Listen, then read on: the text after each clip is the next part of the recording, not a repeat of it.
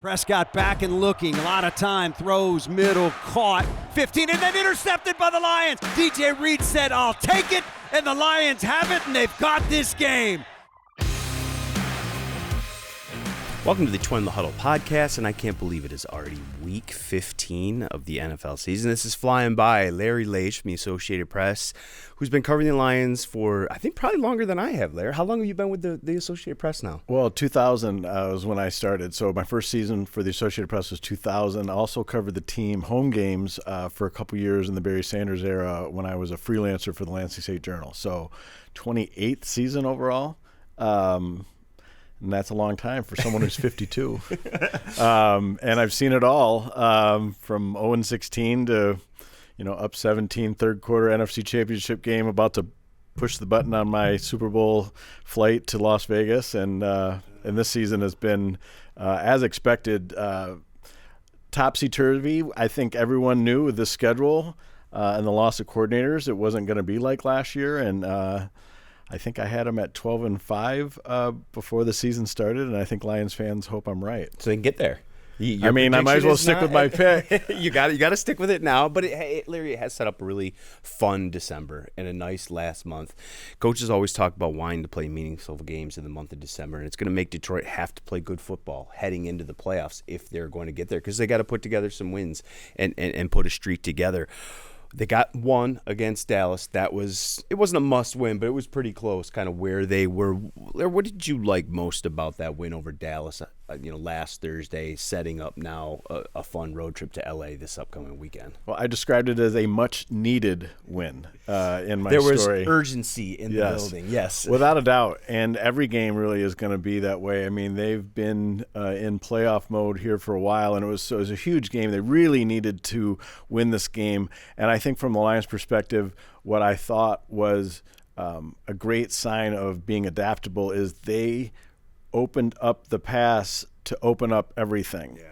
They threw, I think, I didn't break down the numbers or anything, but like 8 of the first 9 snaps were throws, something like that. Don't quote me now. It was 5 days ago. But the big thing is this team needs to get the ball to Jahmyr Gibbs, and it was against a stout run defense. And I think Dan Campbell did a great job of getting the ball to Gibbs in space in the passing game. Yeah. There was one play on the first drive that was technically a run because it was a lateral, but Goff threw a long lateral to the left, and I think it was a 19-yard gain. So Jahmyr Gibbs, as the Lions said when they got him, he's a dual threat player. We don't see him as a running back, between the tackle, bell cow running back. He's a player, and certainly he's as electric as there is in the league, and the Lions are lucky to have him. And a player that the Lions got out of the Stafford trade. Which means something this week, obviously, with the Lions going back to L.A. and seeing Stafford again. Lions have had the upper hand in the last couple of those battles. But to your point about Jahmyr, 7 catches, 77 yards in that game against Dallas. Larry's got 58 catches on the year. He had 52 in each of his first 2 years. So he's already maxed over those numbers, and we still got 4 games left. And so, they are trying to find ways to get him the ball. 4 games this year with 75-plus receiving yards. Yeah. So, to your point, that it's not about just handing it off to Jahmyr. They realized, and I think once Sam Laporta went down, they realized they needed kind of some more help and another weapon in the pass game, and Jahmyr's kind of stepped in and been that for them. Touches, and this was a different game statistically for the Lions. It was the first game that Jahmyr Gibbs was held under, second game. The Lions are 2-5 when Gibbs averages fewer than 4 yards a carry. And he certainly did in this game. Yeah. When he's 4.5 yards a carry or more, they're undefeated. Of course, if you run, you have a better chance. But again, to the point I made earlier, Dan Campbell knew he needed to get the ball to Gibbs in the passing game, and he said as much that this was going to be a game that we were going to lean on our passing game. And the offensive line, much maligned, stepped up and gave Goff time. Goff had time, unlike the previous 2 or 3 games, frankly, and that sets up everything. And if the offensive line can give Goff time, he's pretty good. Yeah, I like the other side of the ball, too, and the way they were able to generate pressure. 29 total pressures, 19 quarterback hurries, 5 sacks, 3 from Al-Qadim Muhammad. They've been looking for that guy to step up, opposite Aiden Hutchinson, and it was Al-Qadim on Thursday. Aleem stepped in, too. And, look, to your point of being able to run the football and being able to get Jameer involved, when you do that, you have a better chance of winning. In Detroit Lions 8 wins this year, Lair, they have 16. They're averaging 24 total pressures and 16 quarterback hurries. In their 5 losses, that goes down to only 13 pressures and 9 quarterback hurries. So when they can affect the quarterback, they have a better chance of obviously winning. And I love to see that part of it Thursday too. Let's hope they can take that into LA. Yeah, and just one more point about the defense. 3 takeaways. That was huge, and that has been something that had been lacking in some recent weeks. And Nick Saban taught me years ago when I covered him at Michigan State for the Lansing State Journal that, look at the turnover margin, and that'll usually tell you who wins the game. And this one was 3-0 in favor of the Lions in terms of forcing turnovers and not giving it up. And Dan talked about that on Monday, too, that's got to be a trend that continues, especially Sunday in Los Angeles against a very good and very explosive Rams team on both sides of the football. The Lions lost Brian Branch to a torn Achilles. How much do you expect that to affect them in the immediacy and maybe even the long term? I think it's a huge hit. There's just not a lot of hard-hitting safeties who can cover, and Brian Branch is one of them, particularly because the Lions have been without Kirby Joseph for some time now. And I'm going to make an early prediction that Kirby Joseph plays some snaps in this game in Los Angeles. This is not inside information. I just think you heard it here first. It's time. It is time. I think he's going to have to deal with some pain, and only Kirby knows how much pain he has to deal with. But they really need him. And I'm just going to go out on a limb and I say he gets some limited snaps. And if they could get him playing center field against Stafford, that would be huge. Again, to the point, no one has a backup Brian Branch. Right. And you look at the secondary now without 3 starters, Kirby Joseph, Brian Branch, Terrion Arnold, and yet a lot of the players have stepped up. Harper will be a key one to watch. Yeah. Still in concussion protocol, but working his way through it. Right, and that'll be one to watch. You got to think that's going to be one that goes down to the wire, and of course they're going to err on the side of caution with that. Maddox has been pretty good on the backside, so even more snaps from him. And maybe some of these veteran corners can give you some snaps in the deep middle and get creative. We've seen Rock Ya-Sin do that in training camp. They've cross-trained those. But I like when you brought up Avonte Maddox, too. I mean, that's a guy that's won a Super Bowl last year with Philadelphia. He's played a lot of good football. I think he had 8 tackles, a forced fumble, and a pass defended when he stepped in and filled in for Harper. So I think Brad Holmes has done a really nice job of creating some depth in the secondary, and they've kind of weathered the storm. We talked about the Legion of Whom back in Tampa Bay, right? Yeah. Those guys stepping in and filling in and playing big roles. And Avonte Maddox did that last week. I obviously it's such a huge loss because he means so much for your defense just with his versatility and what he can do in terms of covering tight ends and playing the nickel and playing the deep part of the safety and in the box and blitzing. But the fact that you've got Avonte Maddox there, not a lot of teams, I don't think, Lair, have that kind of guy that can step in who's won a Super Bowl and started a lot of games in this league. So it's obviously a big blow, but it's nice to have a guy like an Avonte Maddox, sitting back there ready to step in if needed. And, with the new practice squad set up, you can keep veterans on the bench. And that can still help you. And I know Brad Holmes and his team will be scouring every option in that regard as well. So they've proven they are pretty good in the transaction wire department, and this will be another opportunity to show that. All right, you said off the top you're going to still go with the 12 wins. What do you think takes it? How many wins will it take to get into the playoffs? I think 12 is the safe number because I'm not sure 11 does it. Now, really? 11 does it, I think, if that win includes Chicago. Yeah. But you look at, the NFC tiebreakers that might work against the Lions. And I think of the 4 games, this one in front of them is the toughest. Yeah. I think the odds makers would probably say the same. You would think the Steelers at home is a very winnable game.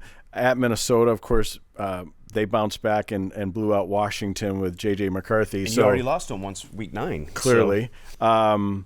I just think that game in Chicago is going to be for a lot. Something, isn't it? It's going to be for a lot. But the Lions have to make it mean a lot and have a lot of stakes. First, with a win at L.A. Won't be easy, of course. And does 11-6 do it?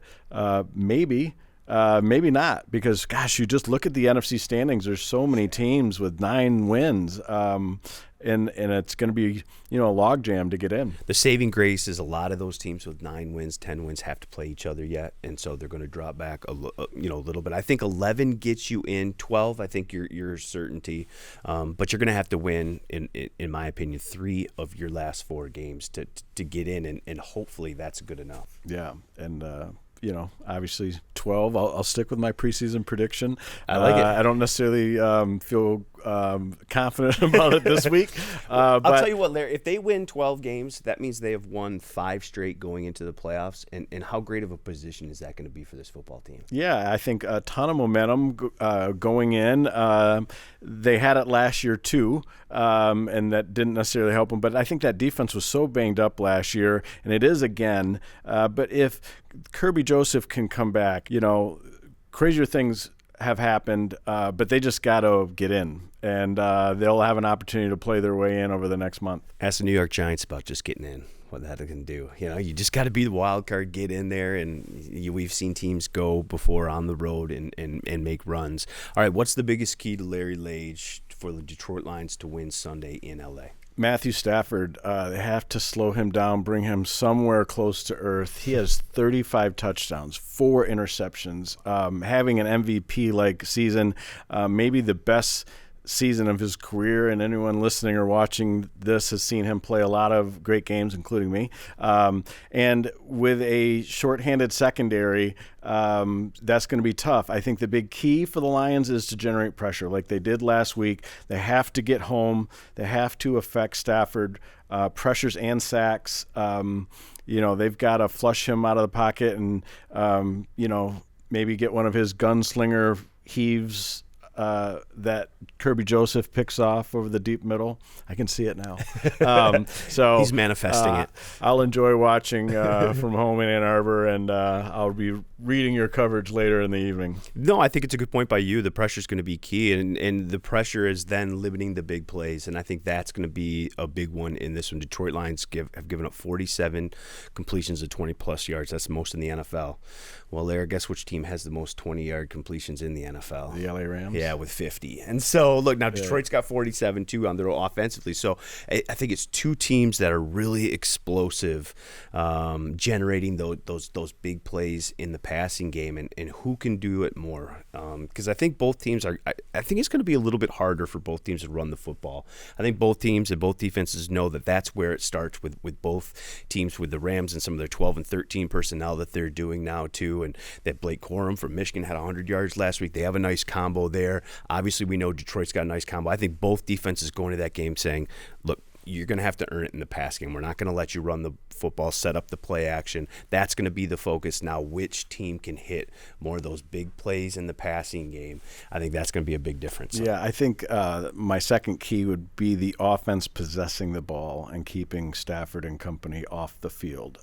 Extending drives, third down conversions hasn't been a strength this year. Needs to be Sunday afternoon. All right, last one. What's the matchup you're looking forward to the most? I think it's going to be Stafford against the secondary. I think that's where it's going to come down. And this banged-up, short-handed secondary has been pretty solid this year, but they're going to have to be spectacular to slow down Stafford, who, as I mentioned, is having an MVP-like season and has really good options in the passing game. So I think that's what it's going to come down to, and it's going to be fun to watch. I'm not playing or coordinating or anything, so I get to just enjoy it. Should be a good one. And, as you mentioned, December is what you remember, and there are a lot of Lions fans that have been following this team that never experienced Decembers like this, and now this is 3 or 4 in a row when you consider when this run started, which I believe was the 2022 season when they closed and were playing for a lot and ended Aaron Rodgers' career. I mean, you think back to that and what this team's record is, it's pretty impressive, and I think the Lions are the most popular team in this sports-crazed state, and it's been pretty good for Lions fans, but obviously the bar is high and they've got to get in the playoffs. Got to get in the playoffs, and according to you, they got to win 12 games to do it. So that starts this week. They got to get it done in LA. Yeah, you don't want to be sitting at 11 saying we should get in, kind of like Notre Dame in the college football playoff, right? That's their best bet for sure. Well, Larry Lage, you've been around for a long time. Appreciate you taking the time. I think it's first time on the podcast. Yep. It won't be the last. I appreciate you. All right. Thank you. Welcome back to the Twentyman Huddle podcast presented by Microsoft. Jack Campbell, linebacker. Number 1 player on the Pro Bowl voting right now for inside linebackers. Just when you see that stuff, like I know you're focused on the last 4 games of the football season, but when you see something like that, just that you get that fan vote that you're the leading inside linebacker for the Pro Bowl right now, what would that mean? Yeah, I mean, I really do appreciate it, and it's just very humbling to hear. I don't know, when you play football, and when I came into the NFL, came from Iowa. I guess everything you kind of just think about is like the team. So then when these individual things start to come out, and I dealt with that in college too. I won. There was a couple things that I won, but you were an All-American. Just stuff like that. So just really focusing on what really matters, and that's you got to play good each week to be able to put yourself in position to do that. So that's what I kind of am focused on. But it's just very humbling, and I feel like the Lord's provided for me every single step of the way. And I feel like my family and my wife, obviously, have been so huge for me. Just every single week, just pushing me to be better. And, I would say that. And I feel like also I'm just, when I got here, just taking steps for improvement. And I feel like that's what I've been doing, and I just need to continue to do that. So where do you think you've taken that biggest leap? I would say just playing, just going out there and playing and not trying to be perfect on everything. That's what I feel like I'm just stepping out there and I'm just letting instincts go now. I'm not worried about I got to do this run, doing this pass, doing this on this blitz. I got to read all this stuff. I just am going and playing fast, but I'm studying and trying to be smart about it, but at the same time, just going and playing and with the flow of the game. So you're taking the good with the bad too, right? I've heard this about you, just that sometimes you're super focused on ways you can improve, but you've got to sometimes take a look at some of the good stuff too, right, Jack? And be proud of kind of some of the things that you're doing. Yeah, no doubt, and I feel like that's a step I feel like I've taken this year. Is after games, not just looking at all the plays that I could have been better, but also looking at some plays where I did my job. I took advantage of an opportunity. I made a good play, and then just reminding myself I belong here, and I feel like just keep playing at a high level, and that's what I'm trying to do. And I feel like also just trying to show people that it doesn't matter where you come from. And how many offers you have out of high school, you just stick to it and stick to the process and do all these little things right, and it just adds up. And I guess that's what I'm most proud of too, is that a lot of people said that I couldn't do a lot of things, so just keep going, I guess. I know one thing I appreciate about you, and I'm sure you're proud of too, is the salute to service nominee. Yep. I had a father that served, and so I'm curious just what that meant to you. I know that's a big part of your life outside of football. Yeah, so I got so many family members in the military. I got a lot of grandparents. I got step parents, and so I got 4 parents. So my stepdad served, my stepsister serves right now. And she's in the Air Force. I got my stepbrother. He's serving. He's in the Navy. And then I have so many uncles. I a military family. Yeah, grandpas, uncles. I can't even I'm not even gonna try to name them because I'm gonna miss someone, and I know I am, and I don't want to leave no one out because I'm not thinking on the fly right now. So, but yeah, no, I just I feel like I've seen it firsthand, especially my stepbrother or stepsister not being home on the holiday, or when I was in high school, when I was back home. So just seeing all the sacrifices they make, being out of the country, being on a ship for however long they are, being away from family, just all the sacrifices that they make to just protect us and give us allow us to do these things that we're doing right now. So I just feel like any time that I can give back to that community, I'd try to take advantage of it. And I feel like also it's just a great reminder too. In the middle of the season, you can kind of get tossing and turning and focusing on this week to that week and this week, and you don't even know what day it is. And it's when the opportunity comes up, you can go here, do this, or you can go meet these people. It's it's just a great reminder to slow down and be grateful for what I have. And I feel obviously the Salute to Service Award is a byproduct of that, but that's not why people do things. I feel you just do it out of the goodness of your heart. So well, kudos to you and congratulations on that you. one for sure. Thank you. All right, you're getting ready for a huge game on Sunday with huge playoff division implications. Everything's on the line going into these last 4 weeks. What jumps out about LA when you watch and prepare them on tape? I mean, they're playing at a super high level. They got, and I'm going to speak offensively, their offense. They have obviously a quarterback who's been in the league about as long as I've been alive, probably. I don't even know. He's been in it for a long time. I remember growing up little watching him throw to Calvin Johnson. He was drafted here when I started covering the team, and so that was 17 years ago. So he's been around long. There's nothing you guys are going to do coverage-wise that he hadn't seen. Exactly. So we're playing one of the most experienced quarterbacks in the NFL. I feel like he's playing him in the pocket. He's unbelievable. So I'll give him credit there too. His ability to put balls on strings, the no-look stuff. So we're gonna have our hands full, and then you add in. I feel like their offensive line does a good job, and they execute at a high level within their scheme. I got a lot of respect for both their backs. The same thing, that they operate at a high level. They're hard runners. They're always falling forward. They're always fighting for extra yards. And then you get to the receivers and the tight ends, and I'll start with the receiver. The receivers, you got two arguably the best. Number ones. Yeah, two number ones on one team, and then I feel like the other guys that fill in there do a really good job at what they do. So just in the slot, and just winning their one-on-ones, because people are going to double the 12 and 17. So when they get a one-on-one, they like to win, and then the quarterback puts the ball in a perfect place. And then tight ends, I feel like the tight ends do a good job. They're big bodies. They're long. They got the young guy. I feel like he's more of a receiver, shifty. And then they got 84 and 87, and I feel like they both do just a good job. And the quarterback really trusts all those guys, and that's his safety valve. So it's why they play a lot of 13 personnel recently too. It's because they trust those guys to be on the field, and they could run different stuff out of it, pass or run. Exactly, and I feel like that's a thing when you get into 13 personnel. I feel like it kind of shrinks the play sheet on as a defender.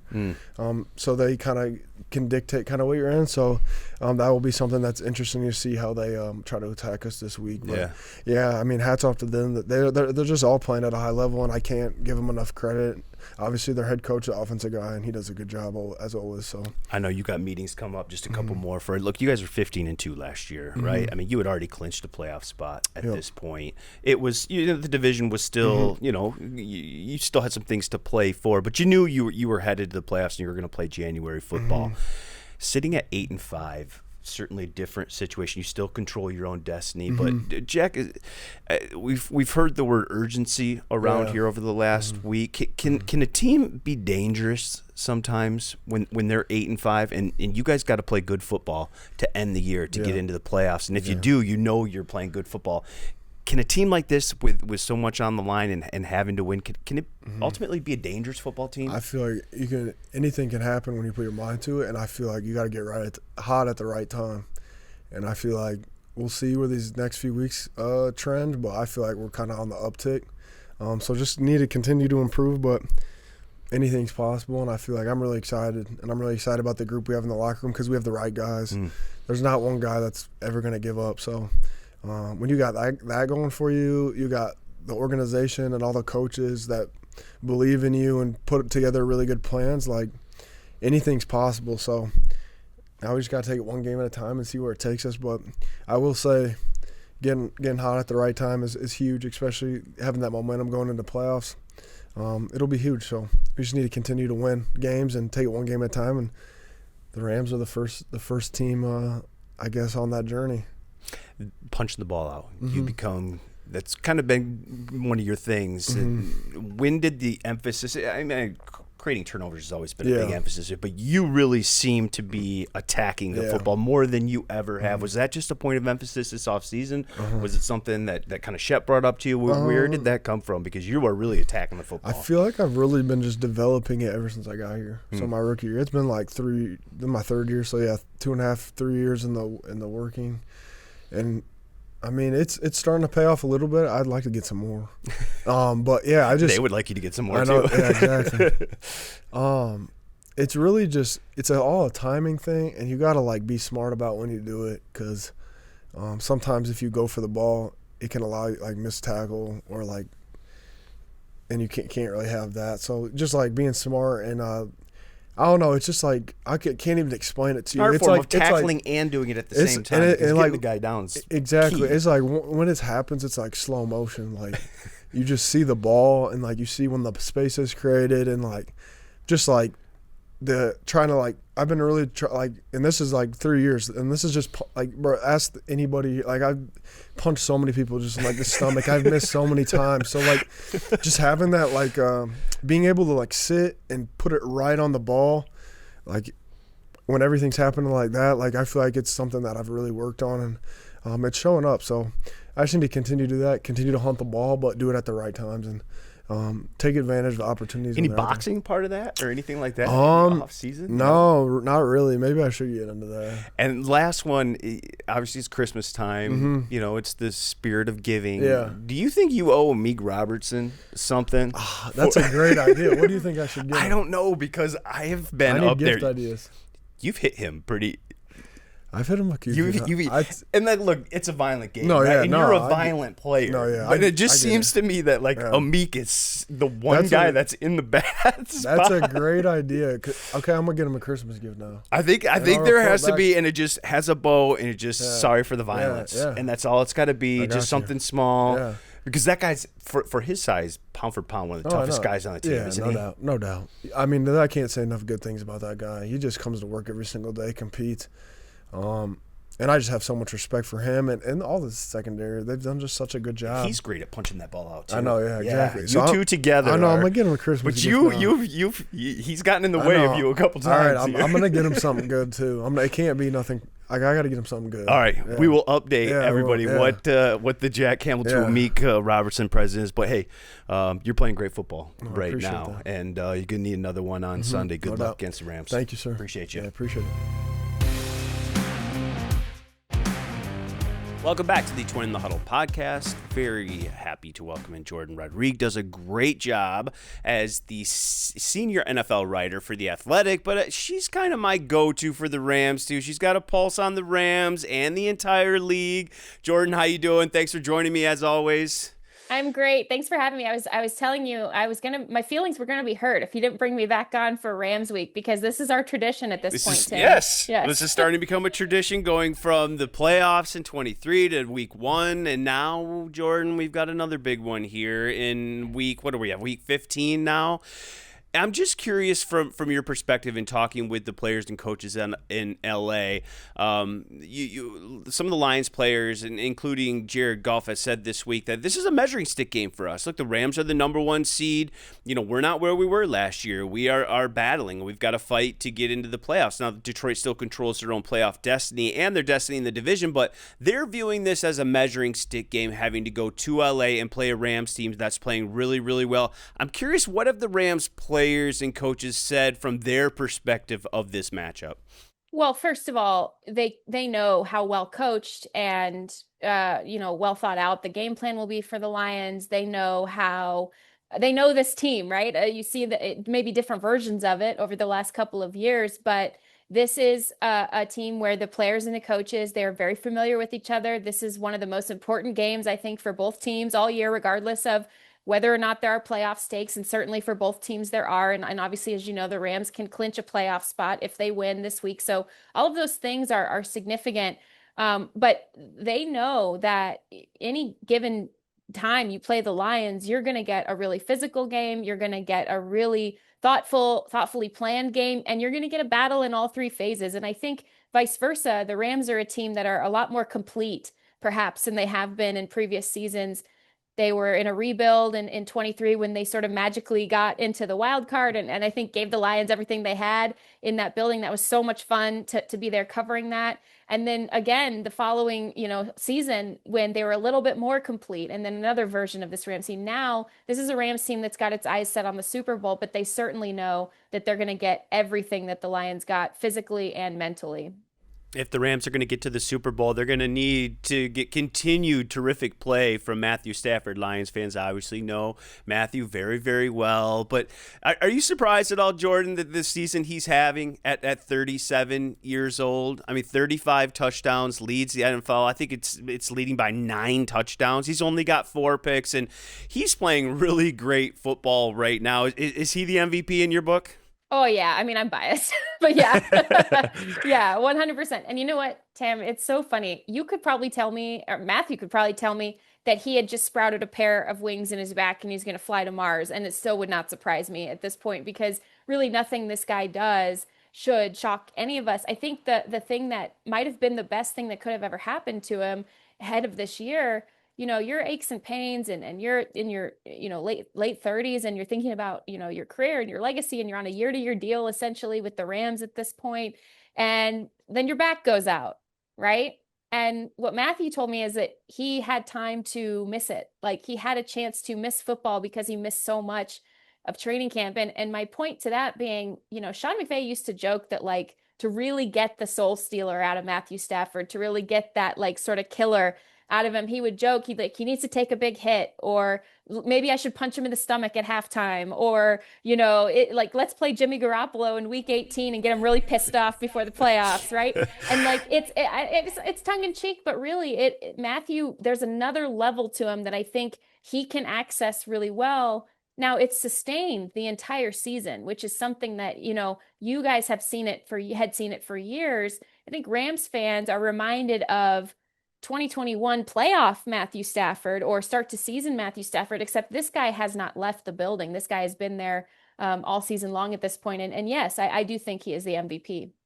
What difference has Blake Corum kind of taken a little bit more of the load off Williams? And then obviously Davante Adams. What have those two guys especially meant to that offense and to Matthew? Yeah, it's huge. It gives the Rams another layer that I think has been an unexpected matchup for teams, or something that is a little bit less scouted than in previous seasons with what Sean McVay has liked to do, with two sort of F-type receivers where they can play tight end, they can play receiver. Technically, they're in the receiver position group listing on the roster, but they're doing everything and they're interchangeable in that way. Well, now you've got a player in Davante Adams who is a true red zone threat, who kind of reminds the Rams of what they were able to do with Odell Beckham Jr.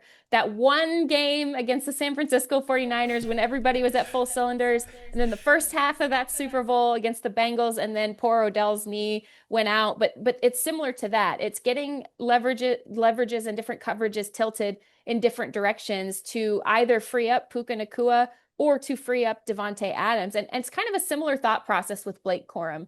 I feel like it's a broken record hearing Sean McVay over the last several years saying, we're going to play both running backs. We're going to play 2 running backs. We're going to get 2 running backs into the equation. Well, now they're finally doing it. And with Blake Corum, it just gives defenses a different type of player to think about. I know they seem very similar, but Blake Corum has a little bit of second level burst that's just a little bit different than Kyron. Kyron will always hit you doubles and get you touchdowns. Blake Corum might be able to turn on that extra gear if he gets past the first layer of a defense. And you saw it with some of the explosive runs that he had against the Cardinals. And it's a change-up pitch that this offense had kind of been lacking prior. And so that's part of why I say it's one of the most complete teams I've ever seen, because they have the main scheme, right? And then they've got different layers and permutations built into what I think everybody had typically come to know as the McVay system. Now it's very different, but it's also quite the same. It's just all of it at once. It's all different versions of McVay. It's all coming out in this season. Yeah, one of those kind of new wrinkles, Jordan, has been the 13 personnel that they've been featuring. I think it was about 60% last week. They started it kind of week 6 against Baltimore. They've built it in. McVay talked this week about how fun that's been, kind of creating and developing that on the fly of a season. But it takes a ton of versatility to do something like that. Why has McVay really liked that personnel grouping? What has it given this offense that maybe they like and gives defenses problems to scout? Yeah, well, first of all, I'm annoyed because finally I've been screaming about this for years and I leave the beat and finally they do it, right? So it's like, come on, guys, really?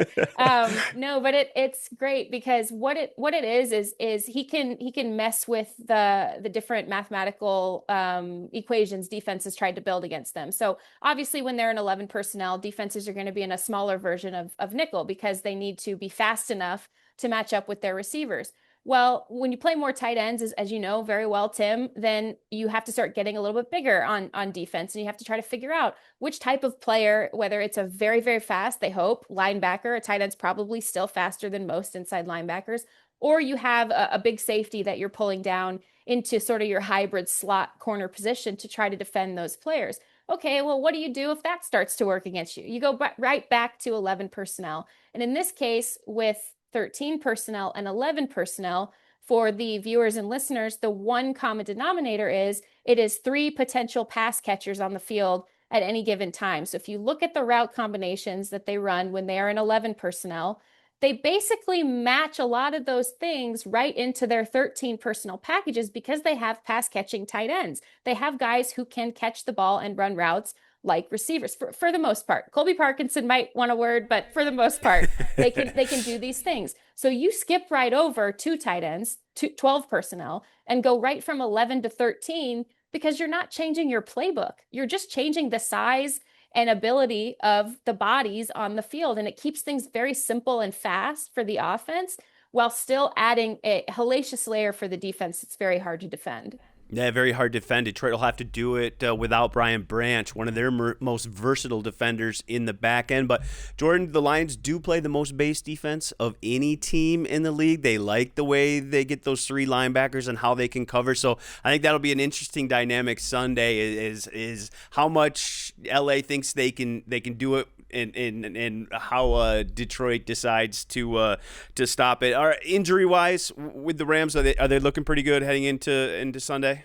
Yeah, the same guys who've been hurt are still hurt. So no Rob Havenstein. Warren McClendon's been playing pretty well. I am very fascinated because Aiden Hutchinson lines up, as you guys see, every week on both sides. And on third down, he loads up over the right tackle a lot. Warren McClendon is playing right tackle. He is very young, but playing very well in replacement for him right now. I think only given up 4 pressures so far in 6 games. So that's going to be a real hinge point, I think, in terms of getting some of those pass plays developed. And so that's an injury to watch, but it's kind of been, they've gotten him repped in a little bit for Rob so far this season. Tyler Higbee, obviously no.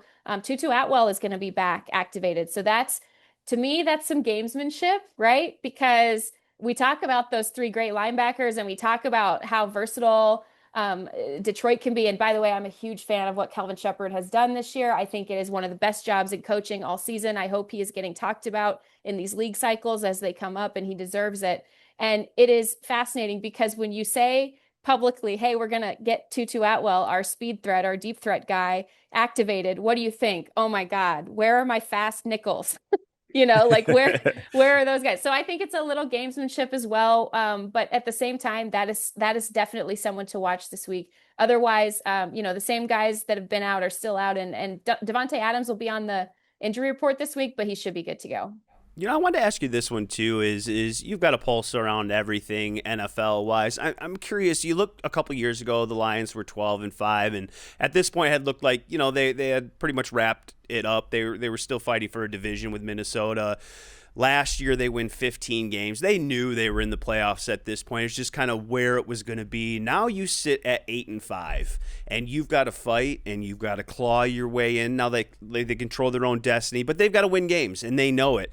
can sometimes that be a dangerous point? Can that be a good thing for a team sometimes, Jourdan, especially a Dan Campbell led team with the grit and everything else, that they know they've got to play their best football heading into the playoffs to get into the playoffs? And teams always talk about, we want to be playing our best football in December and January. Well, Detroit's got to do it, or they're going to be sitting home in January. So if they're in the playoffs in January, can that be something, that's galvanizing for this team, knowing that they had to win games and they're playing pretty good football heading into a playoffs where they haven't had a lot of success the last couple of years, just in terms of, obviously the loss in the second half in the NFC Championship in 23, and then the upset last year to Washington. A little different setup could be a good thing for Detroit?